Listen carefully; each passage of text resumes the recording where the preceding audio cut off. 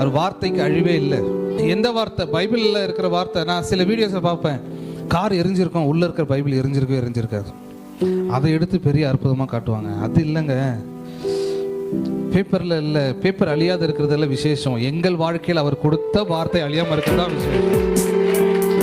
அந்த வார்த்தை உங்களை சுற்றி இருக்கிற சூழ்நிலை மாறினாலும் அந்த வார்த்தை சூழ்நிலையை மாற்றி அது தன்னை நிரூபிக்காம உங்கள் வாழ்க்கையை விட்டு அது போகாது.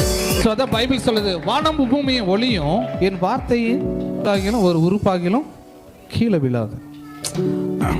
அதாவது வார்த்தைக்கு அட்ஜஸ்ட்மெண்ட்டே கிடையாது. அவர் என்ன டெப்த்தில் என்ன வெயிட்டில் சொன்னாரோ அதே டெப்த்து அதே வெயிட் நடக்கும். உங்களை கோடா கோடியாய் பெருக பண்ணுவேன் அப்படின்னு சொல்லிட்டாருன்னா உங்களை சுற்றி அதுக்கான ஒரு விளைவும் இல்லாமல் இருந்தாலும் சரி, கோடா கோடியாக பெருகுவேன்னு சொல்லிட்டேன், அதை வந்து நான் நீ லட்சாதிபதியாய் மாறுவே அப்படின்னு சொல்லி அவர் மாற்றிக்க மாட்டார். கோடா கோடினா கோடா கோடி தான்.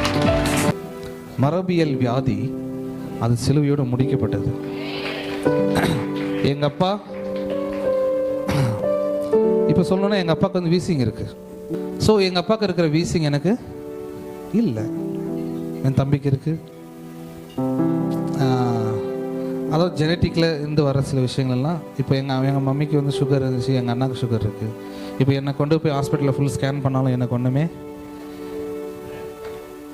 ஏன்னா நாங்கள் புருஷ சித்தத்தினாலும் மனுஷ சித்தத்தினாலும் பிறக்கலை. பைபிள் சொல்லுது, நீங்கள் தேவ சித்தத்தினால் பிறந்தவர்கள்.